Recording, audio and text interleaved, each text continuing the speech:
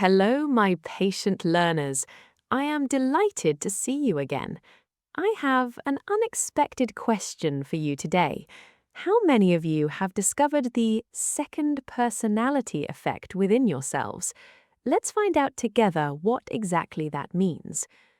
The cultural code and the new you. Sophie sat in a small park in the center of the city, waiting for her friend Anna. Sophie had been a dedicated learner of the English language for 3 years, but recently she had noticed something very strange. When Anna arrived, she found Sophie looking into a small hand mirror, practicing a speech. "Sophie, what are you doing?" Anna asked, laughing. "You look so serious." Sophie put the mirror away and smiled. "I was just practicing for my job interview tomorrow. But Anna, something weird is happening. When I speak English, I feel like a completely different person. In my native language, I am shy and quiet, but when I switch to English, I feel bold, direct, and incredibly confident. Is that normal?" Anna sat down. "Actually, Sophie, that is exactly what people call the second personality effect. By choosing to study a new language, you aren't just learning words, you are changing your character." "How is that possible?" Sophie asked. "Think about it," Anna explained. "Every language has a cultural code. In English-speaking cultures, there is a lot of focus on self-promotion and being direct. The structure of the English language encourages you to say what you want clearly. For example, if you learn Japanese, you might find yourself becoming more polite and reserved because that culture values harmony and compromise." Sophie nodded. "That's true.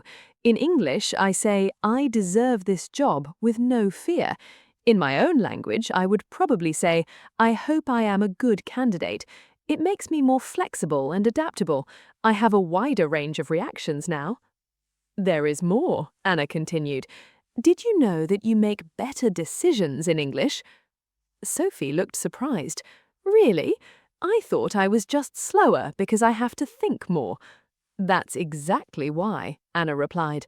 "Our native language is tied to our childhood emotions and our subconscious. When we speak it, we react with our hearts. But a foreign language requires more cognitive effort.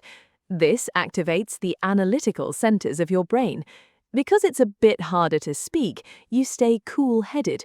In a stressful situation, speaking English helps you stay rational and less emotional." "That explains why I didn't cry when my boss gave me a difficult task yesterday," Sophie realized. "I was thinking in English, so I just analyzed the problem instead of getting upset. This lesson in psychology is fascinating." As they walked through the park, Sophie noticed a group of tourists struggling with a map. In the past, she might have looked away, afraid of the unknown, but today she stepped forward and helped them in English. "You're becoming more open, Sophie," Anna remarked. In psychology, openness to experience is a major personality trait. When you study a language, you are constantly facing things that are foreign or strange. This lowers your fear of the unknown. You become more tolerant of different points of view because you realize there isn't just one way to describe the world. "I do feel less afraid," Sophie admitted. "I used to think my way was the only way. Now I see the world as a giant puzzle with many beautiful pieces." "And what about your fear of making mistakes?" Anna asked. Sophie laughed. "Oh, that was the hardest part of being a learner. I used to be such a perfectionist. I didn't want to speak unless my grammar was 100% perfect. But to speak, you had to fail, right?" "Exactly," Sophie said. "Learning a language is a long road of looking silly. I've said chicken when I meant kitchen more times than I can count, but that process hardened my character. It raised my self-esteem. Now, when I fail at something else, like cooking or a new sport, I don't get discouraged.